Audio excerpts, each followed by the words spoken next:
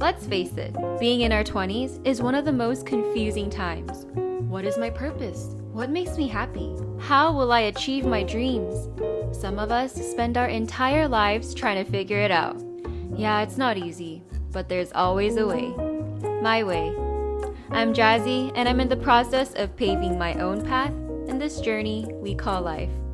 Will you share your My Way with me? Hi guys, I'm Nguyen, and this is My Way. Hi Andy, how are you today? I'm good. I'm good. How are you doing, Jazzy?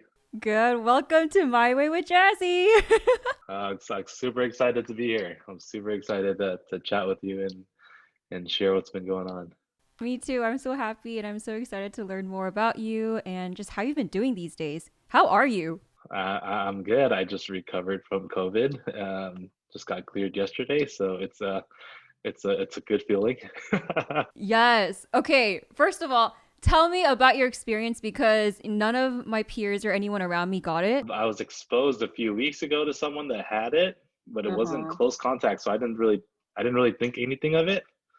But just because my wife wanted out of precaution to go get tested like twice, maybe go get tested twice. The first time I got negative, and the second time I didn't have any symptoms, and I saw my results and it said positive, and I was in shock. I was like, no way, like there's no way I have it because I don't feel anything right now. Nothing's wrong with me, or I don't think anything's wrong with me. But then a few days later, I lost my sense of taste. I've been isolated in my guest room for the past 2 weeks away from everyone.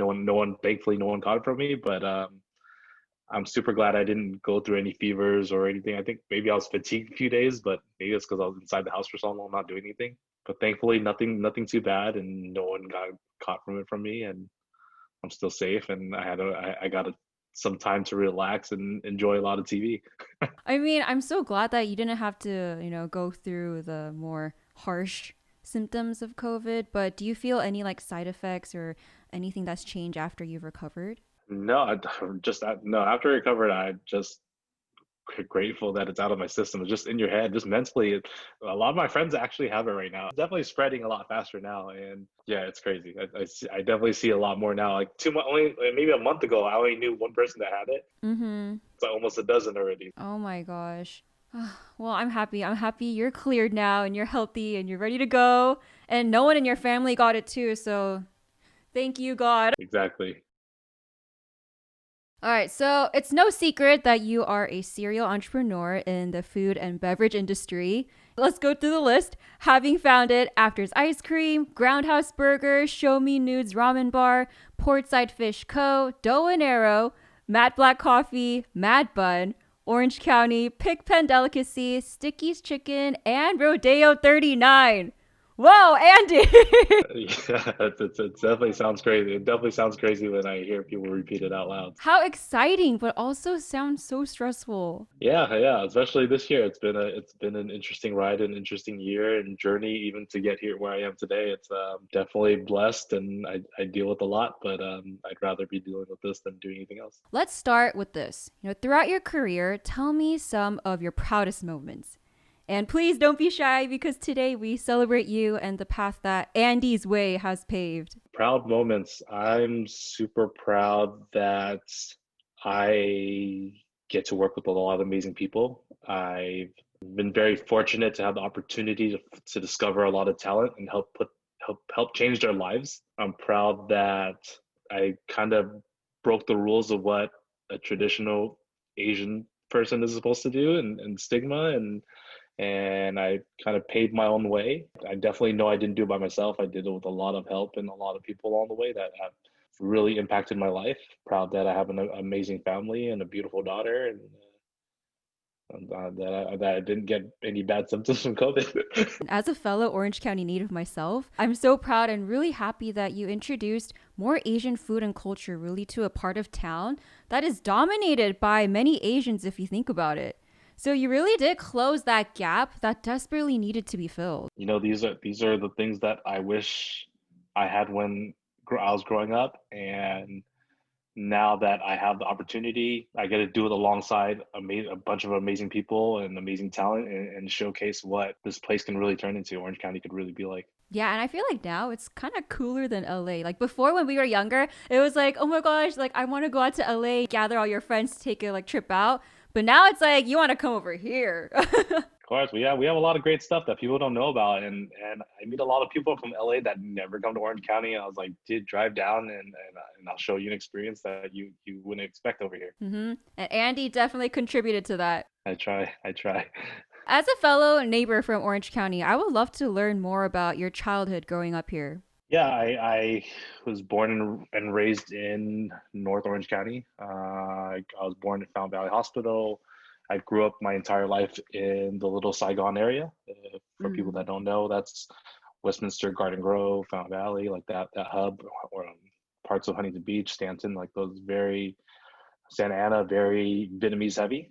A lot of Vietnamese, a lot of Koreans that grew up there in that area, and in this area, I was always a little different. I didn't speak my first words until I was 4 years old. I was super quiet, super to myself. Definitely on the slower side of picking things up, and very observant. But I never really said much. Just like most kids growing up, I always just wanted to fit in like everyone else. You know, trying to find my group of friends or footing, and I just happened to fall in the groups of the bad kids. You know, the bad kids are opened up. They let me hang out with them, and you know, they sent me to go do all the dirty work, and you know, I felt like I was part of it, so I went and did it. Junior high, I was having like the worst grades ever. I went to my freshman year in high school. I got kicked out that year. I was probation from getting arrested. I got in fights all year long. Like that was like a crazy year. Imagine your vice principal calling your parents up and going, "You're getting kicked out of school at 14 years old." That's like the worst thing ever. Oh my gosh. Oh, Andy. And I'm Asian. You know, I'm Asian. Yeah. I was born in America. You're supposed to be good at English, and I'm failing at both. It's crazy. My grade point average that first year was like 1.67 or something like that. I was only passing basketball and choir, which didn't really require any study.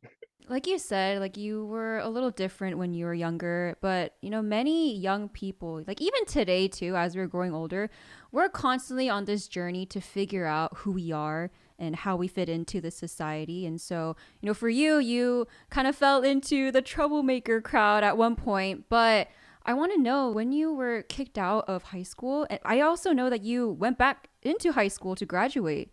Tell me about that experience. Well, my sophomore year, I spent at continuation school, which is not really a school. You know, it's like an office. You go there. I was only required to go there once a week to pick up my homework or take any tests. And the rest of the week, I was literally at home. I was at home, sitting by the kitchen where I lived across the street from the high school I went to. I'd look outside this window, and I'd see the high school, and I'd see all my friends leave and smiling, having a great time, and I would be sitting there super sad at home, like, hey, this is not as fun as it seemed. You know, I can only watch one other soap opera. Like I'm tired of this. I need to turn off the TV and get my act together. Um, the thing I missed most was socializing, being around people. Even though I had a tough freshman year about being bullied and whatnot, I would have rather gone through that than stay at home for another day. So I was like, you know what? I need to really work hard. I'm going to go back to the school, ask the vice principal, like, hey, please give me one more chance. Let me get back in. They allowed me to come back in for my junior year and senior year, pulled my grades up. And the difference from me as a freshman to my junior year was that I stopped holding back who I was.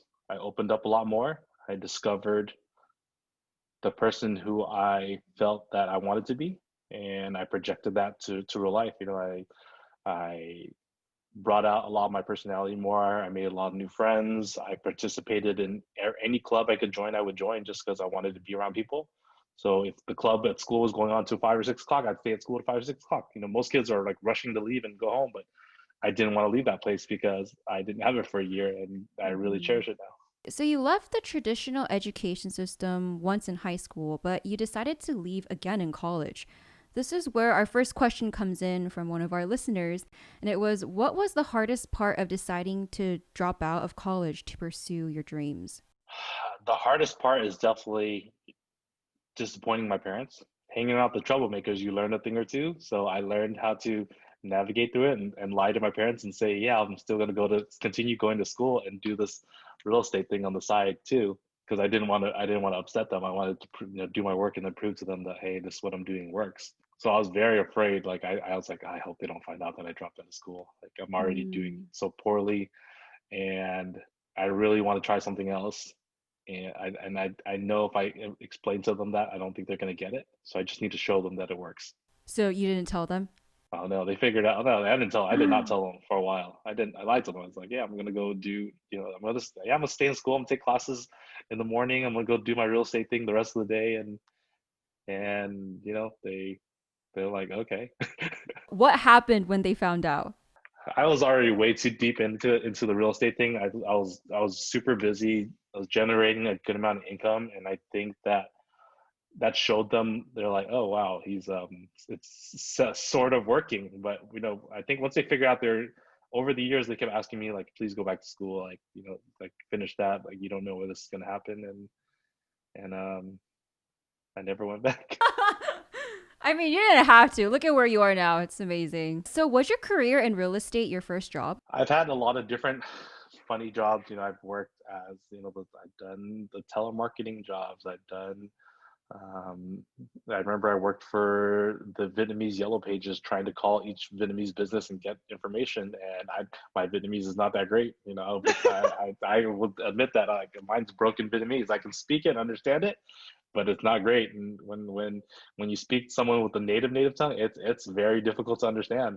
So I'm always trying to figure something else out. So I think I was like trying to convince someone else to do all the calls for me while I would give them some extra money or bonuses. So, I was always trying to figure something out to make sure that I wasn't doing the dirty work and they would handle all that stuff. But yeah, that's kind of like, my thing that I brought along the way with me. Like the things I don't like to do, I've always figured out how to get someone else to do that part. Focus on what I'm best at.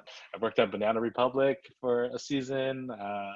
I worked at the Orange County Fair selling license plate frames and all these little odd end jobs that didn't really lead to anywhere. Why did you take on these jobs? My friends worked there, and I kind of just wanted to work with my friends more so than and just having some extra pocket money so I could go buy more sneakers and some new clothes. What's one takeaway you got from working all of these odd end jobs? I met a lot of people, and that I'm still friends with till today. I think my networking and my relationship building is a huge part to why I'm here today.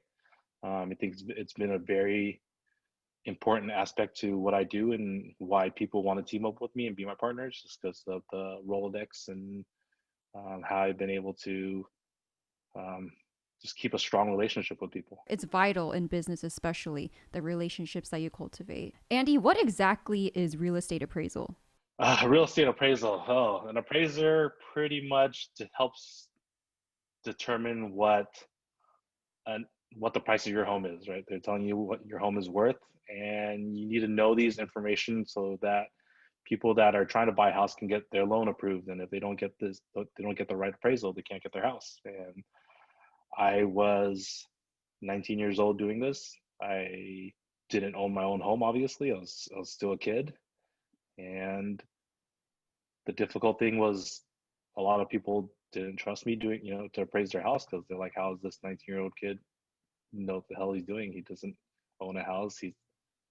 He's barely growing some facial hair, and yeah, it took a lot of convincing and doing the right work and doing a great job, going above and beyond to get the job done, driving further to doing jobs that people wouldn't do in order to prove that I was the best at it. Yeah, I was going to ask you how you earned the trust of these adults. Me and my friends are very observant. We were watching what everyone else is doing and trying to apply what we would do and how to better what they were, things that they weren't doing or things that they weren't willing to do. We would do it Mhm. just to prove that, hey, if someone else isn't going to do it, we're going to do it, and we're going to do a fantastic job for you so that you are open to working with us again. Wow, at a young age that you already honed that skill, that's awesome. Yeah, we had no choice. We weren't. I was going to get in big trouble for not going to school, going back to school. So, from real estate to starting your fashion company, I Am King, I know that you were inspired by your friend's company that you modeled for, but when you asked to work with him, he said no.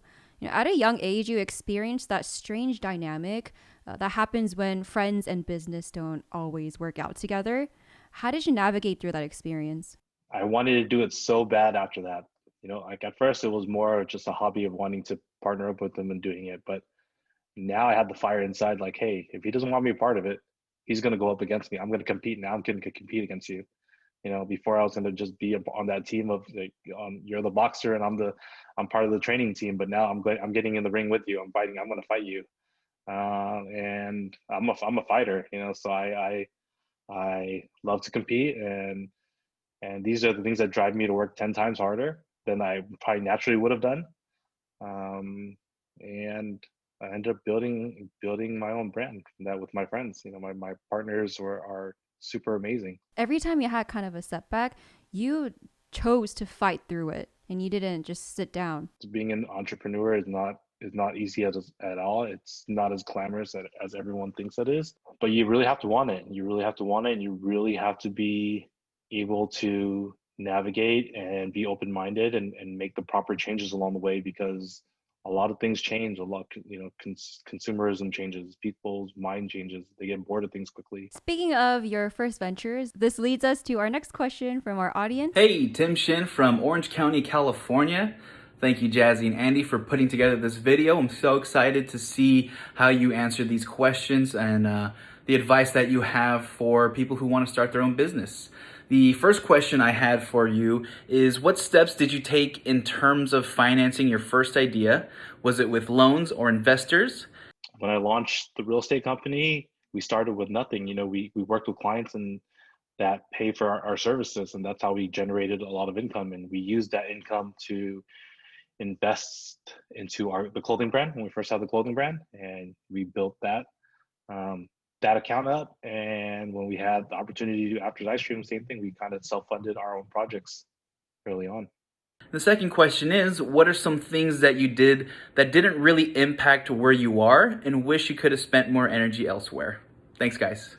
I think everything that I did has an impact to where I'm at right now, whether it was positive or negative. It's every single part happens for a reason. If my life was a second off, different, it could completely change the outcome of where I'm at today. So I wouldn't change a thing, because this is what was supposed to happen. You don't regret anything.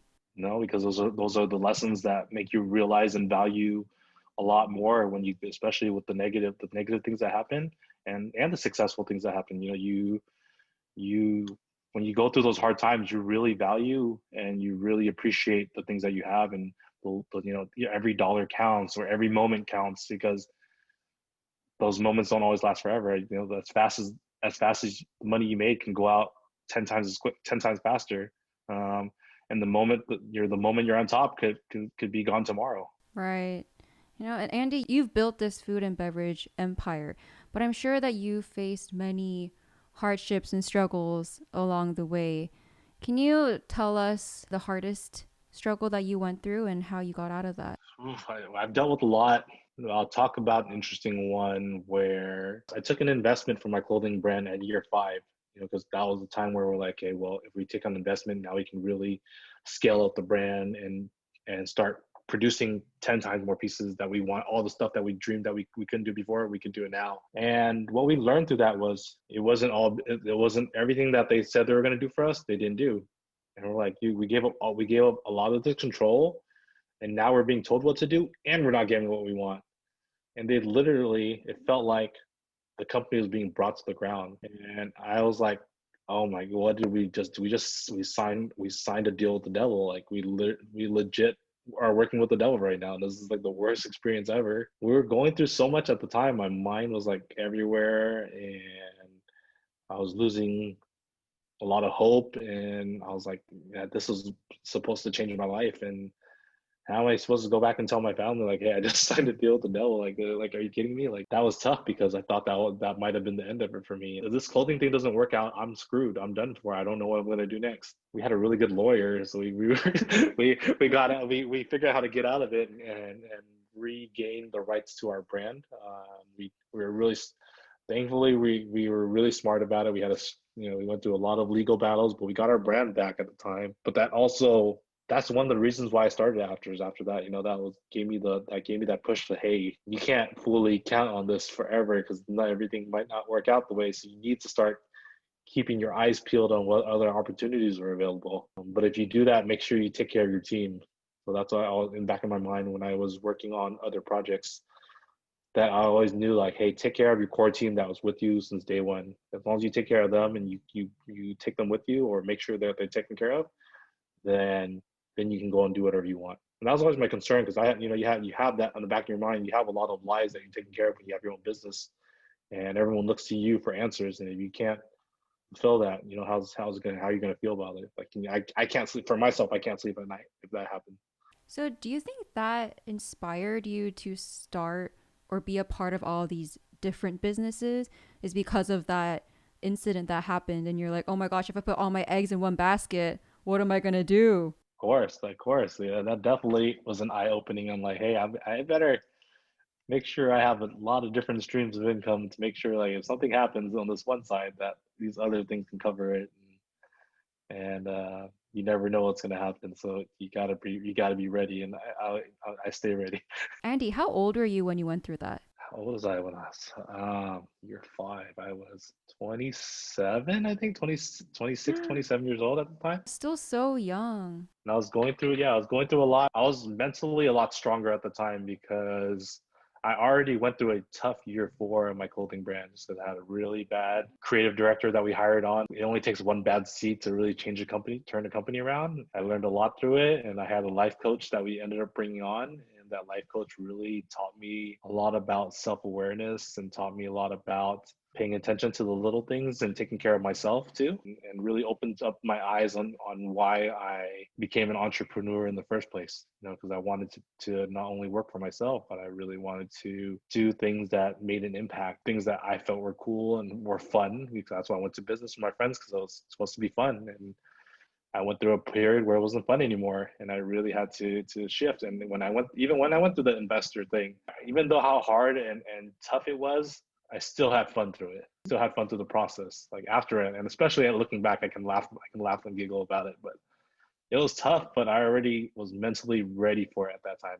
And sometimes those bad situations lead to a lot better things. Sometimes it's good to go through it. You know what I mean? Just make sure it's not bad enough to ruin you for the rest of your life, where you're not signing a deal where you're stuck to a company forever and eternity. But make sure you do due diligence. And if you do it and it doesn't work out, take that as a lesson, and hopefully you don't quit and that you continue moving forward and trying something different. Andy, at a young age, you already dipped your feet into a couple of different industries to try and figure out what you liked and didn't like. Why did you decide to pivot into food and beverage? A number of different things. My youngest sister is the real chef of the family. She's the one that cooks. Like she used to cook for me all the time. Like I don't cook. I still don't really cook to this day. Really? Yeah, so yeah, I don't even know how to. I don't really know my way around I know things, but I don't know my way around the kitchen, navigating. I know ingredients. I know things going on. I learn a lot through the chefs and my sister, but it's definitely not my skill set. I understand where. I'm the one that's sitting at the table and she's bringing the dish and telling me about it, or the chefs, and I'm trying it and telling you whether I like it or not. But I'm not the one preparing it and making it.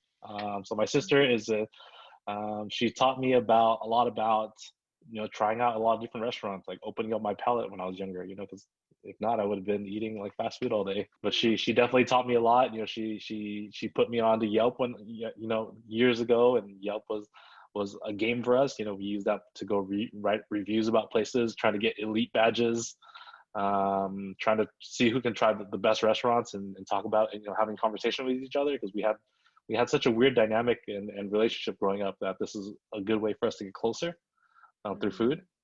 And I also had my clothing brand.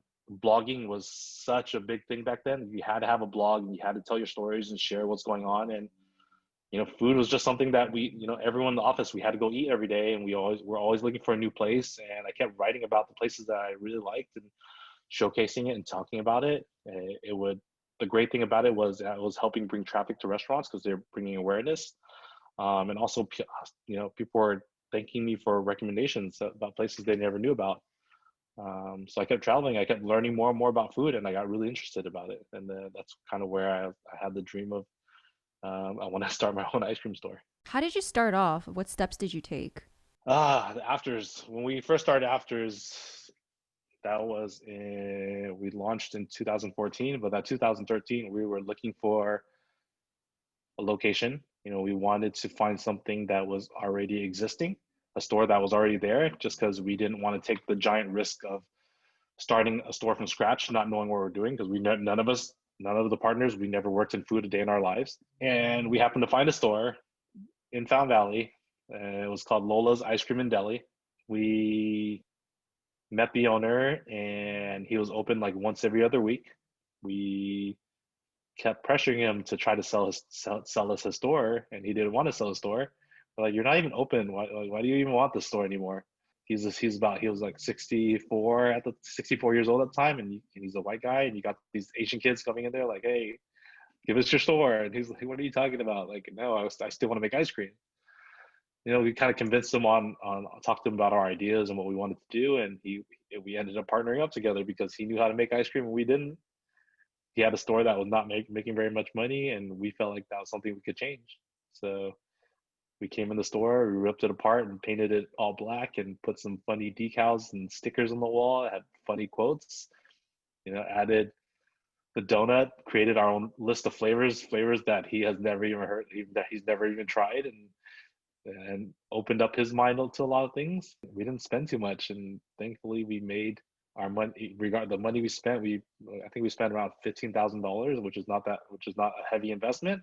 We made that back in about a week. Wow. Back then, I remember when we thought of ice cream, the only options we really had were Baskin Robbins or Cold Stone. So when After's Ice Cream came out, I remember it was pretty revolutionary within the community. But with anything that's new or different, it means change from the norm. So how did you manage to cast away any doubt and remain positive that your novel idea would actually work? We didn't know that it would actually work. We just wanted to do something that we enjoyed, that was familiar to us, but we didn't stray. Our brand is different and our product is different, but it's actually not that different. Our flavors and colors are very familiar. Like we made a Vietnamese ice cream flavor, coffee flavor, because we drink. I'm Vietnamese, and I was like, that's a staple. I I live, I used to go to Santa Ana, and I love churros, so we made a churro flavor. Trader Joe's cookie butter was going through the roof at the time, so hey, let's turn this into ice cream. Like I drink boba all the time, so we made a jasmine milk tea flavor. Like those are, we're bringing things that were familiar, and we're trying to beautify it by adding, like, hey, we want to make this jasmine milk tea lavender because it looks pretty on camera. Like we're part of that early Instagram generation, and applying a lot of our lifestyle of hip hop music and EDM, and making it more. We wanted to make it more of a lifestyle, and I think that's why it resonated and connected well. And of course, the donut thing was like, okay, people are familiar with it, but we're just giving our take on it, and it just blew through the roof. Milky Bun was created by After's Ice Cream, right? Yeah, we created we are the ones that put the Milky Bun item on the map. We created that thing off of trying to be different, a little bit different. We were inspired by a lot of the fusion foods at the time. They had the cronut that was popular earlier in 2013. I think we saw that, and we're like, okay, well, he's mashing up these items and it's blowing up. This is the time for us to come up with something on our own on the West Coast. There's no one doing anything on the West Coast right now. After After's created the Milky Bun, we see other dessert shops adapting it. So I always wondered, like, did you patent it or something, or do you just let the other shops just copy what you created? Like, how does that work? They can't use the name the Milky Bun, but they can sell a very similar product. And I think the first few times we saw it, we got a little butthurt about it. But over the years, we realized, the Milky Bun is the Milky Bun, but the Afters brand is us. It's us. You can't replicate us. Like, we've seen stores that look exactly like an Afters ice cream, right? They went and created. If you walk, I've driven by a few in Dallas and Houston, and I was like, oh, this looks a replica of our store, but they can't recreate the magic of authenticity of who, like myself and my partners are. You know, if you walked into an Afters, if one of your friends was next to you and pointed outside and goes, "Hey, that's the owner right there," and you looked at me, you go, "Yeah, I could see that." You know, I'm not some other 50-year-old guy trying to open a store that resembles streetwear and it doesn't make sense. It's not authentic. You know, there's a vibe to it, and you get that when you walk into an Afters Ice Cream. You knew it kind of came from us. It came from the heart. How do you navigate through the copycats? You know, I've realized over the years that everyone can copy me, but they won't be able to develop something original. They'll never be the ones. They'll never be able to say, "I wish I came up with that." And I'll always be. I get to be on that side all the time, year after year. I'm still here, being like you know, people come up to me, "Oh, I had that idea years ago," or "I wish I came up with the idea." And no, I got to be on the side that no, we came up with the idea. We did that, and we're still doing it. And I don't think anyone can take that away from us because we're still doing it to this day. And going off of that, you've built multiple businesses. So I'm curious to know, how do you differentiate between a business that is worth pushing through and sticking it out before it actually starts to get momentum versus pulling out and acknowledging, like, this is a no go? Usually, the problems that I run into were not usually the concept itself. It was usually the people behind it. When you lacked a lot of transparency or you lacked a lot of trust and doing things the right way, or to me, doing things the right way, if those things weren't met, then you can always, it's usually the same end result of not working out, or wasn't going to work out because, you know, the poor quality, poor service, stealing, not talking to each other about certain things. And I think those were a lot of the path to failure. And I'm okay with that. I'm okay with that because those were big lessons for me. It gave me more awareness of how to move forward and how to look for certain partners that I work with and talent. You know, they need to definitely have a few different traits for it to work well together with me, or it might be me. You know, they might not just not work well with me, and that's okay. It seems that you've started many of your businesses with partners. Was there a specific reason for why you did that? Because I know I couldn't do everything by myself. I knew that I'm not good at everything. I'm definitely not good at. I know what I'm great at, and I know what I need in my partners, the great things that they can do, and I can't. I would never be able to reach that status of what they do, and I liked having people to lean on. I really liked having someone to lean on, somebody to talk to, someone to vent to, and like them venting to me. You know, go back and forth. It's just really good to have someone to go to and understand the process with you. And I've never done it by myself, and I probably don't want to, and I'm okay with that. How do you know who a good partner would be? You don't. You know, it's hard. It's honestly hard. Sometimes they're really, you have some really good sharks out there that tell this great story and paint this amazing picture. And once you get into bed with them, it all falls apart. You know. But you also, there's some people that are just amazing. Just they're amazing heart, amazing talent. They work hard. They might not be the best talent out there, but they'll work their way. They'll work their way up. They'll learn. They'll eventually get there. You don't know that. Even to this day, I still hit. Have hits and misses. You know, sometimes I strike and sometimes I knock out a home run. But I'm willing to try. I'm willing to try and figure it out because at the end of the day, if it's a bad person, it's not going to look bad on me anyways because everyone knows I'm not the one screwing people over. Like it's never going to be me. I have a track record. That's not how I do business, and it'll never fall back on me. I think timing, opportunity that happens. There's so many different elements that happen to strike a home run. Sometimes it's not the right time. Sometimes you're a little too early. Sometimes you're late. The world works in the craziest ways, and sometimes I think that the concept that I came over with is the most amazing concept, and it falls flat in its face. And the one that I didn't really care for is the one that took off, and I was like, oh, okay, well, I'm not always right, and I'm still learning. How did After's Ice Cream become so successful? How were you able to find great staff that allows the business to expand? We Afters got so successful because timing was a major part of it.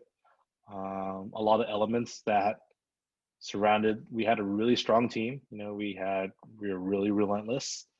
We came at a good opportunity because all the yogurt trend was dying at the time, and we started taking over a lot of yogurt stores. Like we took over a lot of yogurt lands and pink berries and the no name ones, just because the stores are existing. It had what we needed. It wouldn't cost us much to open, and we could open within like a month or two, which normally it would take 6 months to a year to build out a whole store.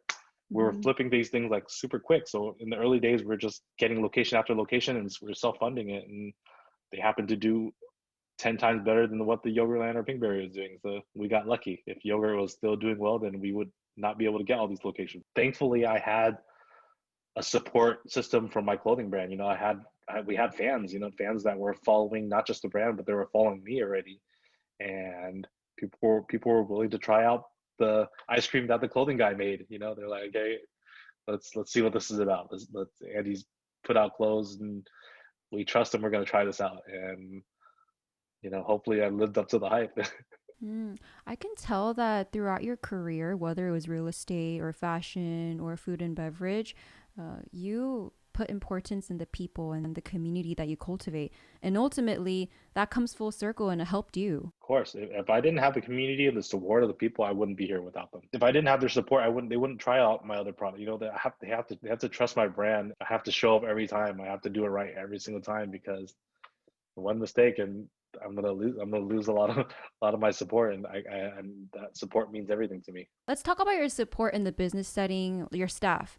How do you keep them motivated and run the business as well as you want to run it? Like, for example, a Korean barbecue restaurant or a sit-down joint, they have the tipping system, so that might motivate them. But what is your strategy for your dessert shops without that type of culture? I think we instill a very fun and open and a teamwork setting. I think we make it fun for people, because it's like we're a lot of the staff. It's an extension of who we are, like especially the early staff.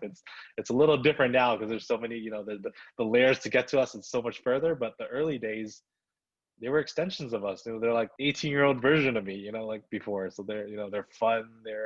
They like to hang out with each other. They go eat the same things, and the music they listen to is all the same. And we're giving that vibe that you're not really at work. You're having fun. You're scooping ice cream with your friends. You have a lot of cool looking boys and girls outside that are going on their first dates at After's Ice Cream. You're bringing this environment together, and I think that's why a lot of them stuck with us for such a long time, because they were proud to be there. They were proud to represent and wear the Afters badge, and when they went out, they wanted to let people know, like, I work at Afters.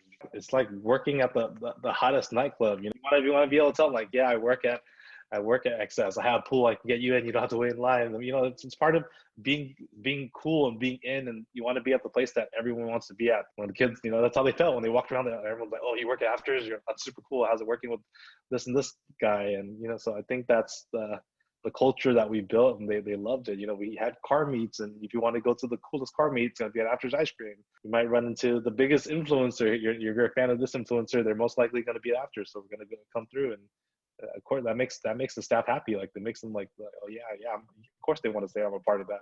So you really establish that cool hip culture with your businesses. We try. Ice cream is life. What was a key factor that helped in your ice cream parlor venture startup? Key part is putting out a great product. It could be cool, try to be cool as we wanted, but if the product wasn't good, we'd be in big trouble. Number one, if the product is amazing, then you can start working around the elements around that. You can work on service, you can work on making the store nice, you can build the culture, but number one is the product better come through. You can't just talk the talk, you gotta walk the walk. Yeah, you can't have just an Instagram friendly product and it comes there and it's the worst thing. You're like, okay, this is all hype and it just looks cool on camera, but it tastes disgusting. And exactly. That's what happened. That's what the trend happened after. Everyone started putting out pretty items that don't taste good, and that's a recipe for disaster. You only have a good maybe 1 or 2 months, and then after that, like, hey, you better figure something else out now, or most people are not going to come back because you have a bad reputation. Like you said, that's when the trust is broken. Yep. Next question is, when will After's Ice Cream ship nationwide? I moved to the East Coast and I miss it so much. Oh, we're still working on that. We're working on pints right now. We're finally doing pints in our fridges, and we've done a lot of testing, and hopefully sooner than later. There's a lot of things that we have in the works, but we're also still in the pandemic at the same time, so we're trying to balance all these opportunities out. Hi, Jazzy. Hi, Andy. Andy, of all the food establishments that you have, which one is your favorite and why? That's such a that's like that's like having a bunch of kids and then going which kid's your favorite. Like they're all your kids, and they're all a little different. They're all different personalities, different people amongst them, and you're just proud of them for different reasons. I'm just happy that I get to be doing a lot of different things, and it's not easy. I'll definitely tell people that. I'm like, hey, you gotta really want it, and you gotta be willing to put in the work. And I enjoy them all differently, and I hate them all differently. Okay, give us your favorite menu items from each spot. So let's go down the list. Let's start with After's Ice Cream. Milk and cereal ice cream is my favorite, just because of you get the textures and the butteriness and the sugars, and we bake those flakes. We bake sugar and whatever we do to it. It's all we crush it up and put in there. Whenever you bite it, you get crunchiness, you get sweet. So that's my go-to. Ground House Burger. Groundhouse Burger, our classic smash burger, was definitely my go-to. That's the one I would eat all the time. Show Me Nudes Ramen Bar. We actually redid the menu, and we're working on this uni ramen dry version, and that's like, I love that thing. It's so heavy and puts you to sleep, but it's that thing's like an umami madness. I love that thing. Portside Fish Co. Portside Fish Co. The crispy broccoli is actually surprisingly amazing, and I love showing that one off to people, because people, they when you mentioned broccoli, they're like, "Ugh," but this one is it's really good. Dipping sauce is really good at it. The texture of the broccoli with the tempura on the outside is just amazing. Chef Fernando, he killed it in that one. Matte Black Coffee. It's a cold brew bar, so we're the world's first strictly cold brew. We have a lot of different flavors that we do for it. It's a very high-end type of coffee, so we teamed up with the roaster of the year, 2020 roaster of the year. So we have a really good title along our brand. It's not just a novelty type of like store, but that experience is going to be completely crazy. It's like an all black and white 2D, but it's done. Our partner Josh is like, he's killing it right now.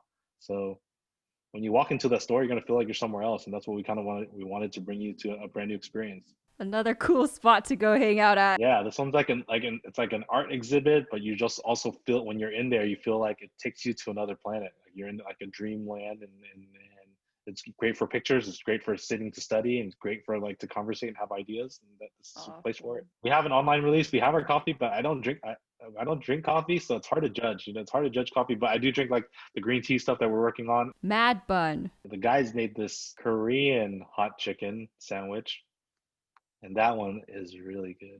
Korean spices and mixed in. They made their own version of Korean hot chicken, and that's the one. Is Orange County sold online or at, I think Rodeo39 has it, or? Yeah, so we do have our web store, and we do have our retail shop inside of Rodeo39. So we wanted to make it Orange County. The plan for it is it to become its own, like a tourist destination, to represent Orange County with not just clothing, but like a lot of, you go into when you go to the airports, or you go to these other places, they have all these like cheesy trinkets from these stores, but we wanted to do cheesy trinkets that's well designed, so it looks cool and it has all these dope things that when you wear Orange County, you're gonna be proud of it. When you visit, when you bring someone to visit, you're like, hey, I need to get this because it just looks awesome. It looks great to represent. We wanted to put the OC on the map because of the weird stigma that everyone has about OC, and I wanted to change that. Pigpen Delicacy. We have this Mac Daddy burger. It's a burger, but the buns are made of fried mac and cheese buns. It's dangerous, but it's very, very popular. And yeah, if you look at the buns, they're mac and cheese buns, so it looks crazy. Dickie's Chicken. They're chicken over rice. It's just, oh, that's how I felt. I fell in love with the brand when I first tried it. It's just like like bits of like crispy fried chicken with their secret Filipino sauce that they came up with over their garlic fried rice, and it's just incredible. Your newest hot venture, Rodeo39. How did you start planning this? It's a very big project. Before that, I worked on a project called Cravings by 99 Ranch. I worked with 99 Ranch Market, and we worked with them on developing this food hall inside their market in Chino Hills. The team that bought the land for Stanton, they pretty much found us, and we ended up working together on creating Rodeo 39, and it was been a 2-year process, but we really brought something different to the table that's not just a food hall. It's a fun, interactive dining experience that brings together an arcade, a tattoo shop in the middle, a stage for performances, amazing patio that's visually appealing, fun retail stores such as Orange County, a collectible store called Wanted, amazing food vendors that we all handpicked together, and it's been received very well, and we're very fortunate, especially in this time, to open something during the pandemic and be the talk of the town. You've opened this huge project during a time that hit your industry the hardest. How did that affect you? Timing, honestly, we hit at the perfect time, that people were at the when we opened, and we soft opened in September, and that's when the restrictions were easing up and people were getting relaxed to go back out again, and nothing new was opening. And you don't have anything else open. Disneyland's not open, you can't really go on, no concerts going on, so we were the only new thing open, and it happened to be at least a cool place to be. So that's what everyone was talking about for the past like 2 months. So it's been super crazy, and our team and partners are very proud that we did it. Yeah, like on TikTok, the For You page, as I scroll, it's about the newest place in OC. Go to Rodeo39. So I actually really want to go to one of these days. I know, we're definitely gonna make it happen when it's over. We're gonna have you there for sure. How do you plan to navigate through this time moving forward? Also, any advice for fellow business owners in the industry, beyond the pandemic? I think it's already transforming the industry. We've never dealt with takeout like this. I never ordered to go as much as I have in the past year. If you're open-minded and willing to adapt, I think you'll be okay. And I think those that are so used to what they do and so scared of change, if they don't make the necessary changes soon, or look for the right help, that it'll be very tough to watch. But that's going to open up a lot of opportunities for the next wave of kids, like the next generation of these food entrepreneurs, to do even crazier things that I've done already or been a part of. I've seen my friends that haven't been from the food industry, and they've done a lot of amazing pop-ups, and they've done some crazy numbers that I've never even seen before. And it's just, but they were able to adapt and understand what's going on and do something unique, that they didn't have to rely on a Grubhub or anything, and they popped up and they performed very well, and performed a lot better than some restaurants that have been around for years that I know. Another question from our listeners. He said, what has been the biggest non-COVID issue through your businesses? And second, what has been the biggest accomplishment through the last 6 months? Biggest non-COVID issues that we go through? Wow, we go through so many. Every day is like something wrong. There's staff issues, lawsuits, internal issues amongst partners. There's injuries, people not showing up, equipment breaking. There's so many different things. Like every day we go through something, and you just want to pull out your hair every single time. Sometimes every time it happens. But I think at this point I'm numb to a lot of it. I'm pretty numb to it now. I'm just like, okay, a lot of my newer partners, you can kind of tell like who's been in the game for a while and who hasn't, because they'll start panicking and flipping out, and then I'm just like, okay, this is what we need to do, guys. And they're like, why are you so calm? I was like, not my first time.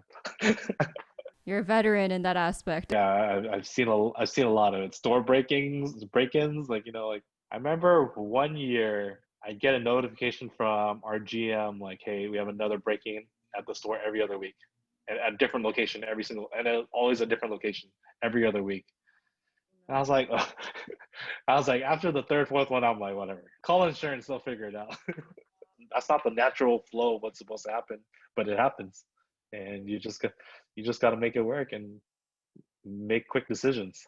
What has been your biggest accomplishment through the last 6 months? A lot of opportunities are opening up. A lot of amazing projects that I have the opportunity to work on are coming forward, and I'm super stoked to share them when they're ready. And it's the new stuff always gets to me. I'm always excited. I'm like a little kid inside again. Like it never gets old. And every time we have a new opening, like you have that same feeling again. Like I love that urge of continuing to create and see what happens and how much of an impact it can make.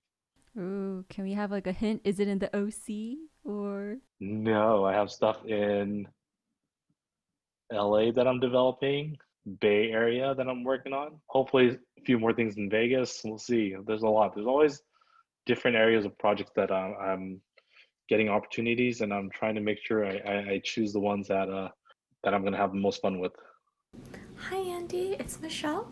So my question to you is, who are your biggest inspirations in entrepreneurship and why? Thank you. There's so many people along the way that I could name.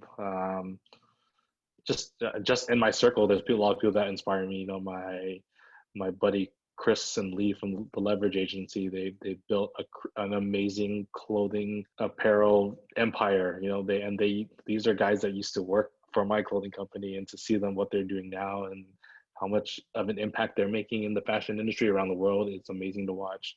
Always look up to, like, you know, the Walt Disneys and Elon Musk and Steve Jobs, and you know the list goes on. And you know, I love characters and character building. And besides just entrepreneurships, I look to, like, I love the superhero theme always. I always talk about that when I teach class. I talk about, um, to me, those are besides just doing work, like their abilities and courage and selflessness. And I know so many different things that really apply to what I do. And I read and study and research a lot. And I read books by Simon Sinek. I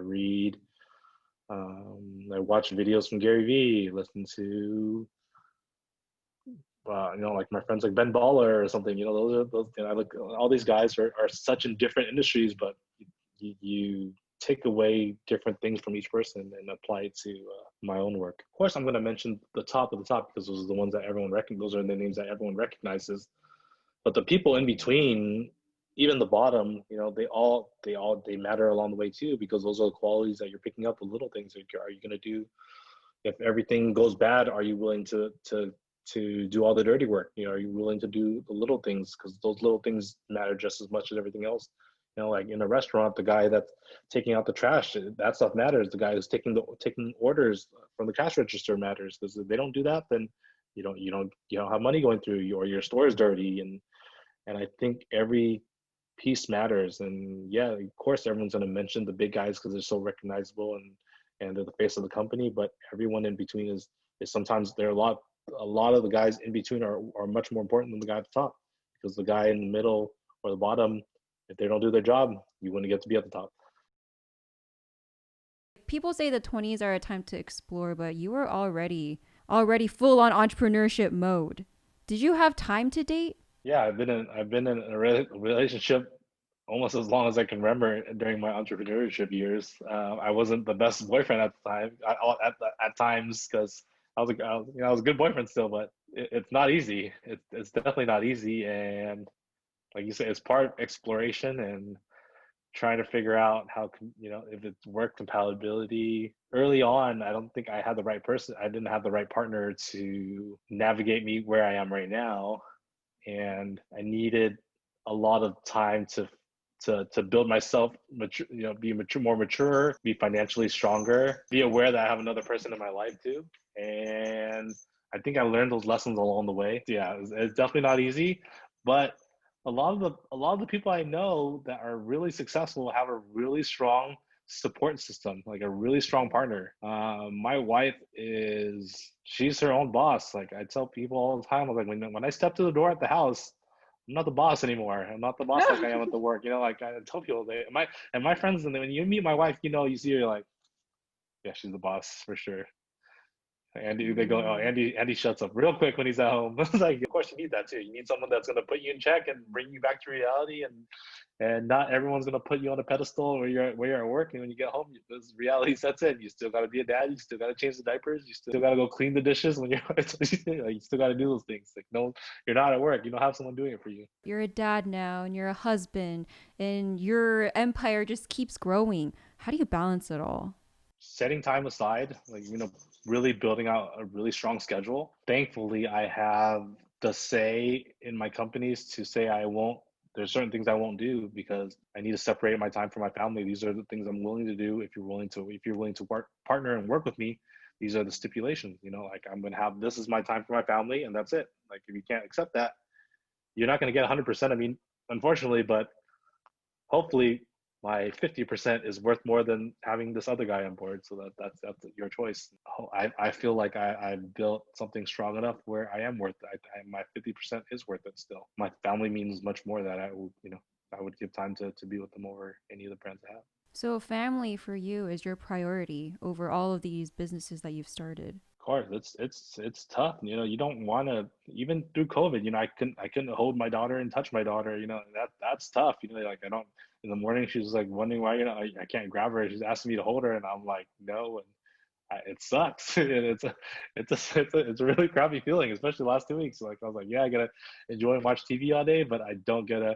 I can't kiss my wife goodnight. I'll kiss my daughter goodnight. I can't. I'm like 6 feet away from them, like waving over there, like hey. It's not fun, and I don't want to.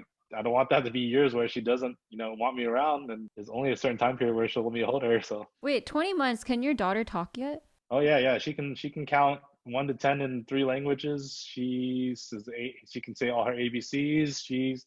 She's super social. She has so much personality. She's definitely a little shining star. I've always wondered like how parents are adapting to this and what they're telling their kids, like especially when the kids are so young. She's so smart. Like when we go out and she goes mask, mask. If she sees everyone wearing it, so we put on her mask, or she knows, so she doesn't mask. Like you'd be surprised that they're only a year or something, and there are these things that they pick up on. You forget. You're like, only 6 months ago you couldn't even talk, and now you're saying like to put a mask on, or that's a dog right there. That Mulan's on TV. Like, hey Mulan, I want Mulan. What do you think is one thing you learned from fatherhood? It's a big responsibility, but it's also privilege. I've learned through this that I have friends, unfortunately, that have been trying for years and they still can't have a kid. And it's such a tough thing to watch. And I try to pray, my wife and I pray that they're able to have a kid, because it's an amazing thing. It's not easy to have. It's not easy having a kid, but it changes you as a person. That's so hard to explain. I'm privileged to have a fun and healthy daughter. Do you think being a father changed your career and like the way you lead and your business persona? Yeah, I think it changed me in terms of how I make decisions. My risks are a lot more calculated, just because it has to be, because I can't take on the full on risk if things don't work out, because I have a family to take care of, and my daughter she's number one. She's even before me. I gotta make sure no matter what, she's fed and she has a roof to live under. And if it was just me, I'd be okay if I lost everything. I'd do it all over again. I'd be willing to go do it again. But I can't. Not with the daughter. You can't do that. With the family, with the kids, you have to do right for them. When did you get married? I got married in 2017. How old were you then? It's 2020 now. I just turned 36. I was 33 at the time we got married. 33. Because, more people are getting married like in their 30s now, rather than like a long time ago when it was like mid 20s. I think our generation wants to explore life and learn about life a lot more before they take on the responsibility of having someone under. Like I can't even imagine having a kid at 21 or 22 at the time. Oh, I was such a knucklehead. Like, like me and my friends were like, I was like, damn, when I see kids that are like 18, 19, 20 having kids, I was like, no, I would be the worst father ever at the time. Like, I wouldn't be the worst father ever. I just wouldn't be like I am right now. Like, like now I don't know. Before I would do like FOMO and I don't want to go to Vegas to party. I can't do this. Like, no, now I'm like, I'm okay. It's not going. I don't want to go. Just a different mindset. We have another question from our friends at Core Limited. He asks, what is your daughter going to be for Halloween 2021? Hey Matt, what's up, Matt? My daughter. Oh, we work on that. We'll probably work on that soon. It takes us. We spend the whole year thinking of different costumes, and Halloween's never really over at our house. We play dress up. We dress her up all the time. We just dressed her up as Elmo the other day. And we're always hunting for costumes and different ideas that we're looking through, and we try to keep it fun in our house. So Halloween dress up is like a huge tradition for your family. We call it 13 days of Halloween with Coco. So she had 13 outfits her first year, and this year she had 13 outfits each year. Hi, my name is Kayla. I am from Hawaii. I would like to thank Jazzy and Andy for this amazing opportunity and allowing me to ask my question. So my question is, what advice would you give individuals trying to find their purpose and the passion in life. Thank you so much. Have a good day. Trying to find your passion and purpose. I think you just gotta try different things, try a lot of different things, and see what really lights that fire. Something that when you can't sleep at night, and you keep thinking about it. That's the time to do it, right? Because if you keep thinking about it, it's never gonna get out of your head, and you just gotta try. Like I'm not.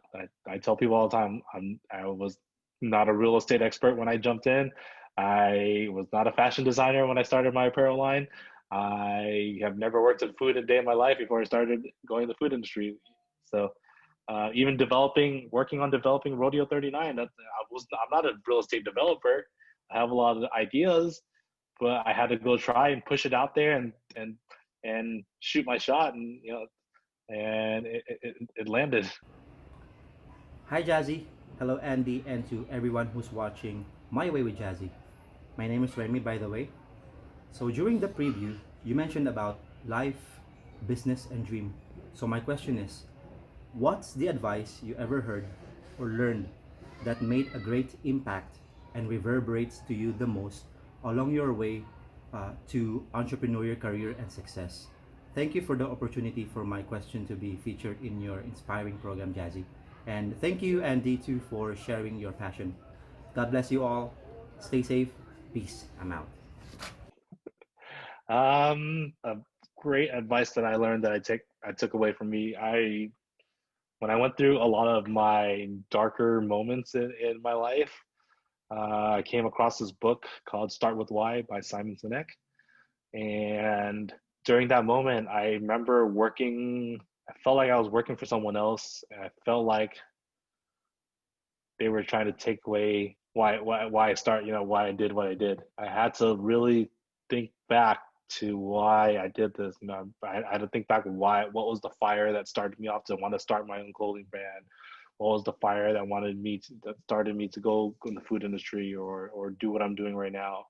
I think that book Start with Why was very pivotal for me, and that's really crazy. Like people, how do you get that from a book? And it did. That's something I remember to this day, and it's super important. And that's a book and I think after that I started reading like religiously.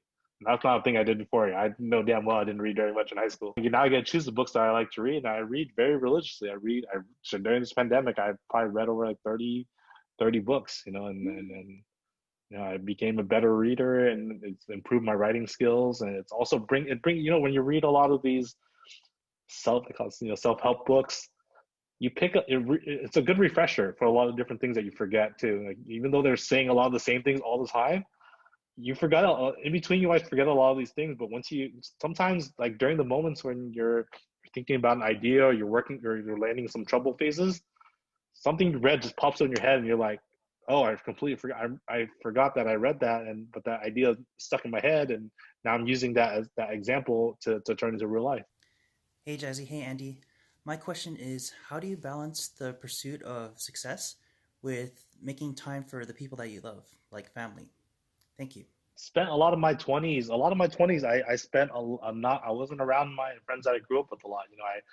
I put that as a secondary thing because my focus at the time was my company that I built. A lot of people say you missed out on this, you missed out on that, but I didn't. I gained a lot of other things from it, and now I have the luxury. Now these days I have the luxury of spending time outside of work because I'm financially strong enough, and my work my workload is not as crazy. It is still crazy, but in a different way. Like, hey, I can stop it for a little bit, and then I can go out and hang out with my friends, and it was well worth it. It was well worth it. It was well worth to give up those 20s of partying. So I wasn't even into partying like that. Like I got my self high from work and seeing things succeed and doing well and checking, and that's what I enjoyed. Because what I'm doing is not really work. Like, I got to design clothes, I got to put clothes in celebrities, I got to create cool food dishes, I'm feeding people ice cream. Like that counts as work. Like, I'm all for it. Like those, I'd rather do that all day long. I'm glad you found a career where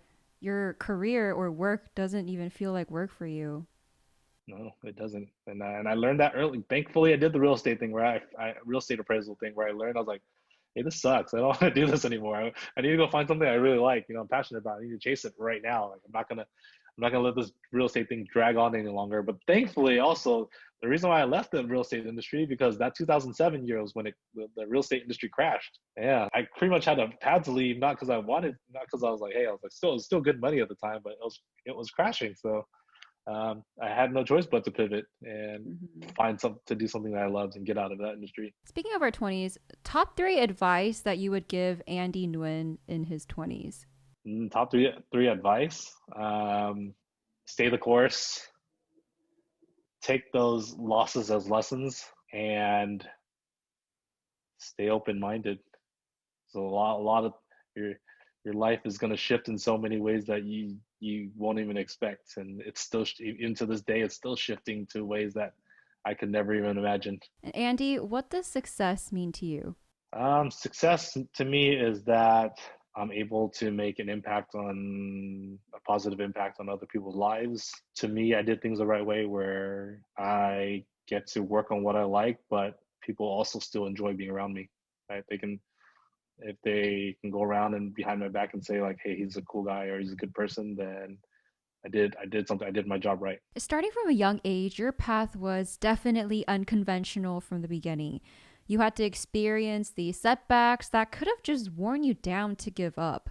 But you took that as learning opportunities to push back even harder. And along the way, you made sure to cultivate that community and good relationships with those around you that has ultimately led to your success. And as we know, we can't live in this world on our own, and certainly building a business isn't a one-man job. And so it's very admirable what you're doing, and I'm so proud as a fellow Orange County native, everything that you've revolutionized in our county here, making Orange County really cool. That's the goal, hopefully. I'm definitely honored and blessed and grateful that I still get to do to this. I'm 16 years, maybe I think 16 years of doing this, 16 plus years of doing this now, and that I'm able to still perform on a large scale, and hopefully I can continue doing it for the next 10 or 20 years, and who knows where it's going to lead me, but I will always try my best, and look forward to seeing what everyone else creates out there to make me step up my game. Well, Andy, thank you so much for your time today. This was so much fun, and I love learning more about you and the life lessons that you shared. Oh, thank you for bringing your amazing energy, and I had a great time, and I hope to get you over to Rodeo39 soon. Yeah, hopefully I can go soon. I definitely want to check it out. Bye. Bye. Thanks everyone tuning in and asking the questions too. Who's My Way will we explore next?